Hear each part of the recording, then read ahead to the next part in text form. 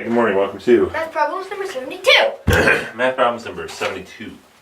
Today, we've been spending a lot of time the last few days talking about multiplying fractions, right? So we gotta go back and just make sure we don't forget about how to add fractions.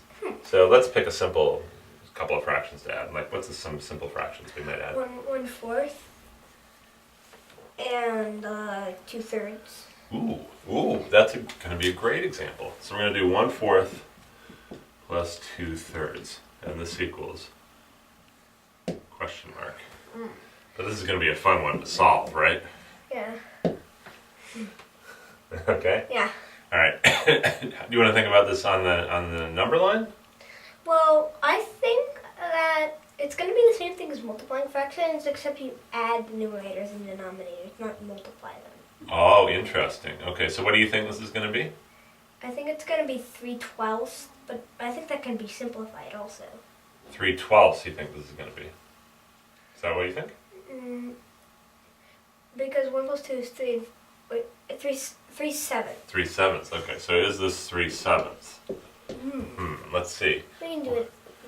We can do it on the number line now. Yeah, let's see if we can see where is 3/7 on the number line. Okay. So let's go 0, and here's 1. And then, let's see if I can chop this up into sevenths. So I got 1/7, 2/7, 3/7, 4/7, 5/7, and 6/7, and then 7/7 is 1. Okay, so here's a question I have for you. Is 3/7 more than a half, or is it less than a half?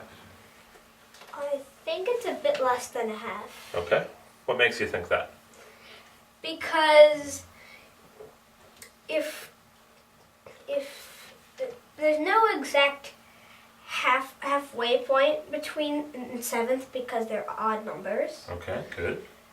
But if you split these into 3/7 each, I think the half is going to be right here. Oh, okay, so it looks like the half is maybe about right here. So 3/7 is less than a half. A bit less than a half. Bit less than a half. Okay, good thinking. Now, what about 2/3? Can you draw out for me thirds on a number line? It's a little bit easier to draw thirds on a number line.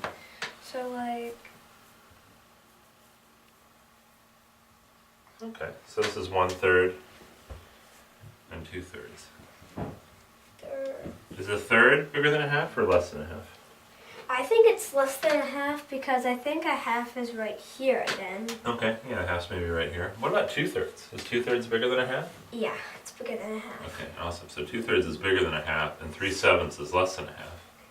So do you think we can take 2/3, which is bigger than a half, add something to it, and end up less than a half?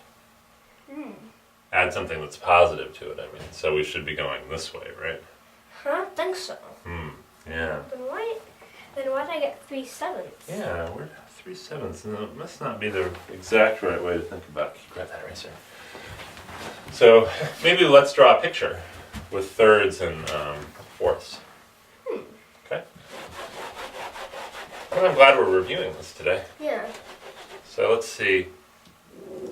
So first let's draw thirds.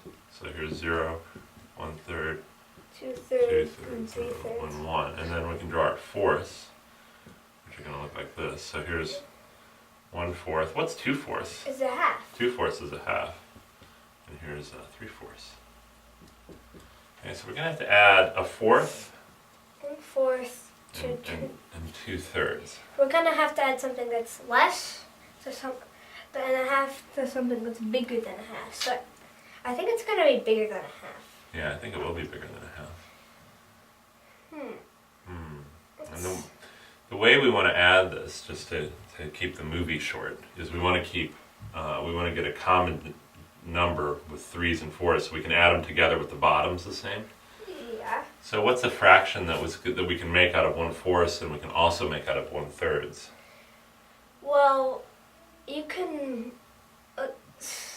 So we can list some fractions you can make with thirds and fourths. Okay, or how about some numbers that we can make with 3s, both with 3 and 4?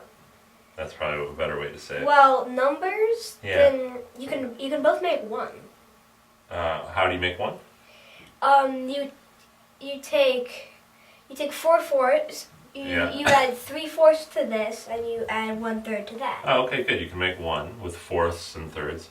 What's a number that 3 goes into and 4 goes into? So don't think about fractions, think about integers. What's a number that 3 goes into and 4 goes into? I think it's 12. 12. So how many twelfths is 1/4? 1/4 is how many twelfths? I think it's 3/12. 3/12. Now, how many twelfths is 1/3?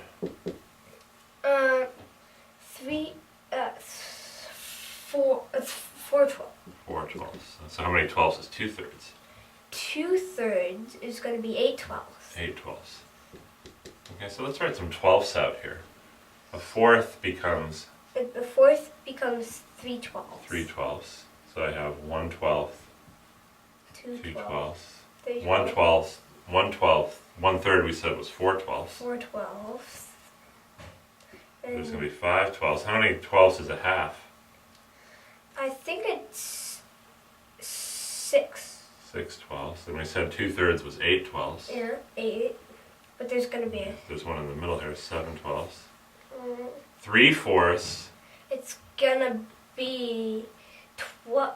It's going to be 3 twelfths times 3.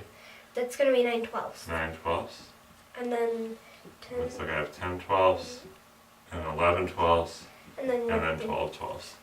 So this is the same thing as taking 8 twelfths and moving forward 3 twelfths. Where will I get to? You'll get to 1. 8 plus. Wait, 8 plus. You'll get to 11/12. 11 twelfths. That's cool. Yeah, so here we don't get 3/7, but we get 11 twelfths. And that's pretty hard to see right away, right? Yeah.